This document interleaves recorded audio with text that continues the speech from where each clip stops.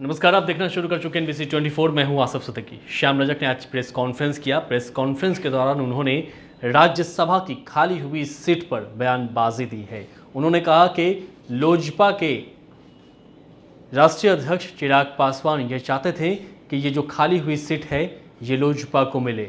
हालांकि चिराग पासवान की ये दिली इच्छा थी कि उनकी मां रीना पासवान को ये सीट मिले। इसी को लेकर के श्याम रजक ने बयानबाजी की। उन्होंने कहा कि भारतीय जनता पार्टी ने अपना उम्मीदवार उस सीट पर घोषित कर दिया है जो कि लोजपा के साथ गलत किया है। इसके अलावा श्याम रजक ने बिहार की राजनीति पर बयानबाजी भी की।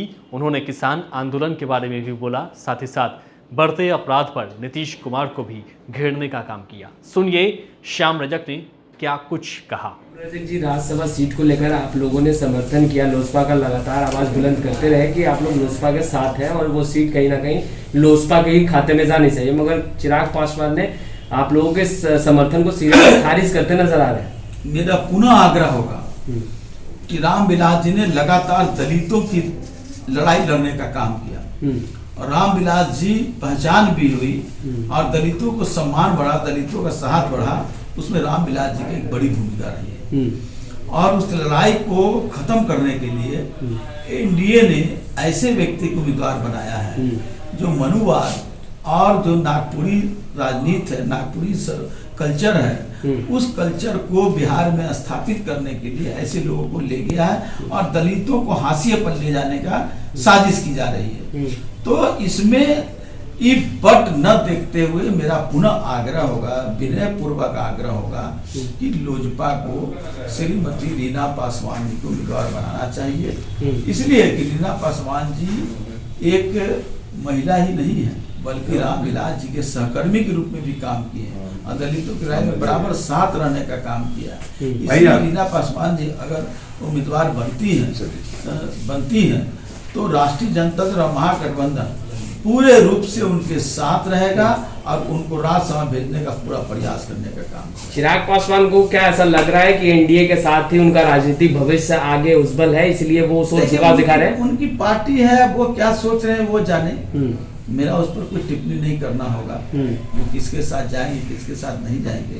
लेकिन मेरी एक सलाह है कि वो दलितों की लड़ाई अगर लड़ना है तो अपनी माता जी को उम्मीदवार बनाना चाहिए और दलित अगर उम्मीदवार बनता है तो दलितों का साहस बढ़ेगा, दलितों का उत्साह बढ़ेगा और दलितों की लड़ाई को बहुत मजबूत स्तंभ मिलेगा। ऐसे सर, जिस तरीके से लॉ एंड ऑर्डर लगातार चरमरा रहे हैं, बीते दिनों की अगर घटना देखें तो उससे लगातार चरमरा रहे हैं और एनडीए ये कहता नजर आ रहा है कि सवाल ना उठाकर महागठबंधन को साथ देना चाहिए, नेता प्रतिपक्ष को साथ देना चाहिए। हम साथ देने के लिए तैयार हैं, लेकिन साथ किसके साथ दिया जाए, साथ किसके दिया जाए ये भी प्रश्न है। जब लॉ एंड ऑर्डर की आप मीटिंग करते हैं तो आपको सभी दल के लोगों को बुला करके उनके साथ बैठक करना चाहिए, लेकिन आप कर रहे हैं और दूसरी तरफ चिड़ियाटाप पर घटना घट जाती है। आपको पुलिस तंत्र पर कोई मजबूती नहीं है, पुलिस तंत्र आपके हाथ से बाहर चला गया है, माननीय मुख्यमंत्री के हाथ से। मुख्यमंत्री जी गृह मंत्री बकौल हैं, लेकिन गृह विभाग कोई और चला रहा है पर्दे के पीछे से, जिसके कारण देख रहे हैं इसके पहले जो डीजीपी थे, जो जनता दल यू में सदस्य बने, किस तरह से कर रहे थे, गाना गा रहे थे। इस तरह से शासन चलता है, इस तरह से पुलिस प्रशासन चलता है का। और आज भी आपने एक बार बयान दिया था माननीय मुख्यमंत्री जी ने कि कहीं भी घटना घटेगी वहाँ के डीएम और एसपी नापे जाएंगे, वहाँ के थानेदार को बर्खास्त किया जाएगा। आपने अभी तक कितने लोगों को बर्खास्त किया, कितने लोगों को नापने का काम किया? चिड़ियाटार में हुआ क्या हुआ, पटना के एसपी और डीएम को आपने नापने का काम किया, वहाँ के थानेदार को आपने बर्खास्त करने का काम किया, या और भी जहाँ घटना हो रही है, बेगूसराय में घटना, बिहार के कोई भी इलाके नहीं बचे हुए हैं जहाँ हत्या, अपहरण, दलितों के साथ अन्याय, अत्याचार, लूटपाट और बलात्कार की घटना नहीं हो रही है। लेकिन बिहार सरकार सिर्फ बैठक कर रही है और बैठक करके अपनी जिम्मेदारी से मुक्त हो जाने का काम कर रही है।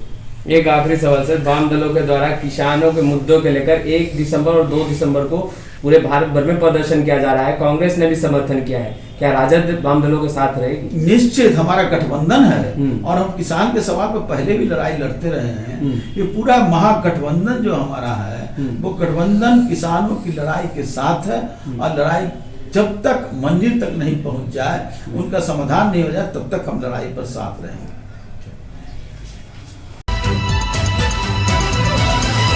NBC 24 सच की ताकत।